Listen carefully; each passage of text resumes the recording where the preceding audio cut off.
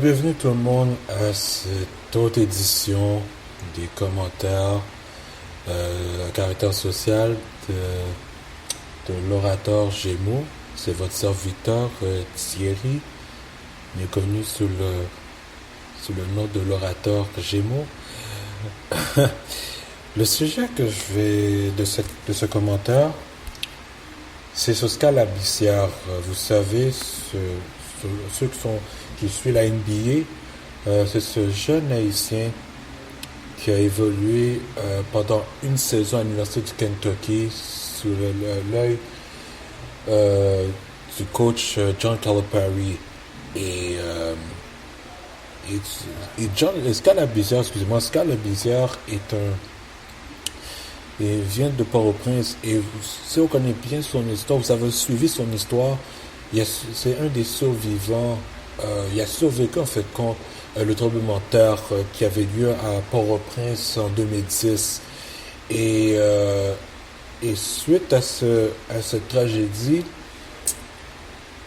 il a été, il y a comme, je sais pas, un missionnaire, si je me trompe, qui a vu son talent au basketball, qui a décidé de le faire venir, de finir ses études secondaires en Floride, si je me trompe, pour qu'ensuite, il va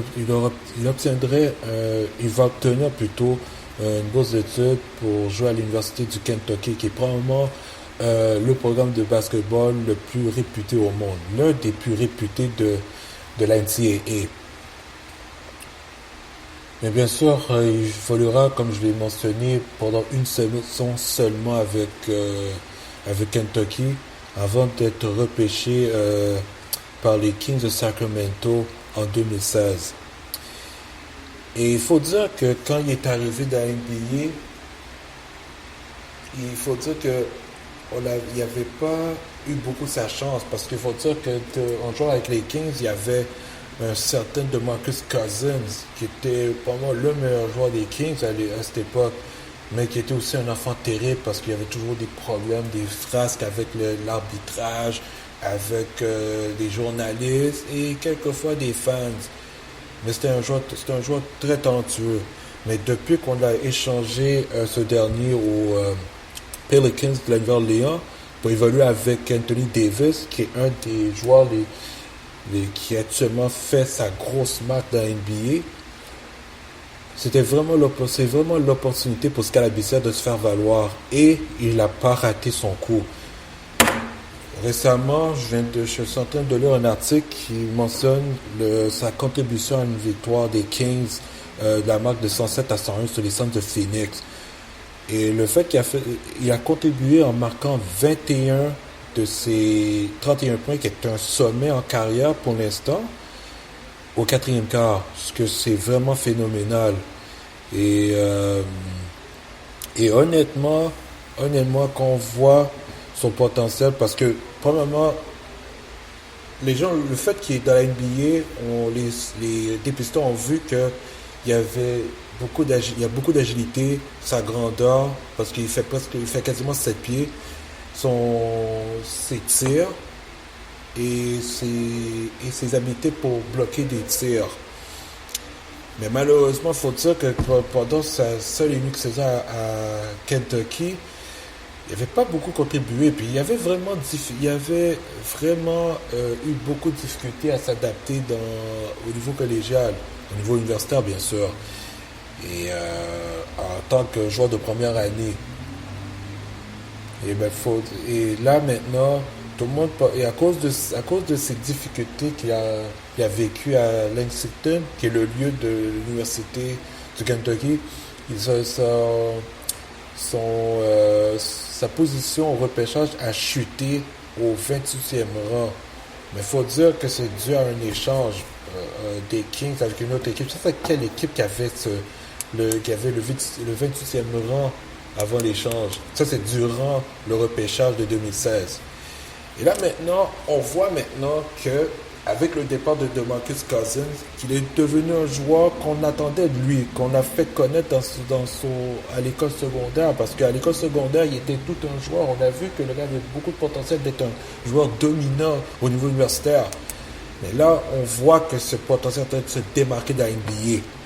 Et moi, je suis vraiment content pour ce frère, parce que, étant donné que je suis de descendance haïtienne, c'est vraiment bien de voir un de mes confrères bien réussir. Et moi, je crois que avec l'environnement où il se trouve à Sacramento, ça va grandement l'aider. Et éventuellement, il va devenir un joueur très dominant. Et d'ailleurs, la plupart des journalistes à Sacramento le louange pour ses prestations. Et voit maintenant qu'il y a un grand avenir pour les Kings avec Labissière en tant que joueur de centre. Et moi, je crois qu'honnêtement, les Kings, il y a de l'espoir pour cette équipe-là, malgré tous les problèmes qu'ils ont vécu avec le management et bien sûr avec DeMarcus Cousins. Mais moi, je crois que les Kings ont un très bon joueur en eux, puis parmi eux plutôt. Et je crois fortement qu'il va réussir. Qui sait, peut-être la saison prochaine, il va être un All-Star.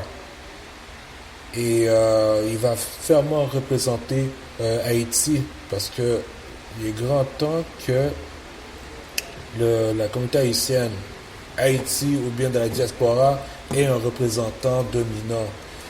Mais attention, c'est pas le seul joueur haïtien à avoir évolué dans l'NBA ou qui évolue dans l'NBA. Il y a eu plusieurs d'autres à l'époque, dont Eldon Polinis, Mario Elie, oui, puis il y a Nerlens Noel qui est maintenant à Dallas, si je me trompe. Ça, c'est des noms de descendance haïtienne qu'on joue dans l'NBA, qui jouent dans l'NBA présentement. Mais moi, je crois que Skal Labissière va être un joueur très dominant. Et je crois fortement qu'il continue à performer de la sorte. Son nom va être sur toutes les lèvres, parce que on ne sait jamais. Si les Kings continuent de struggle ou continuent à avoir des difficultés, on va probablement l'échanger. Il va être sur la liste des joueurs à être échangés. Puis je ne serais pas surpris s'il y a des équipes qui sont prêtes à sacrifier des prospects, comme on dit, pour l'obtenir. Et honnêtement, il faut garder un œil sur Skal Labissière, parce que je crois que fortement c'est un joueur qui va réussir, qui va être un joueur très dominant dans les années à venir. Je vais laisser le lien des informations, parce que dans ce lien que je vais laisser en bas de vidéo, il contient des extraits de sa prestation, de sa prestation contre les Suns de Phoenix. Alors vous allez voir à quel point que ce joueur est très talentueux et il faut garder un œil sur lui. Alors sur ce, merci de m'avoir écouté. Alors, on se voit très bientôt. Peace.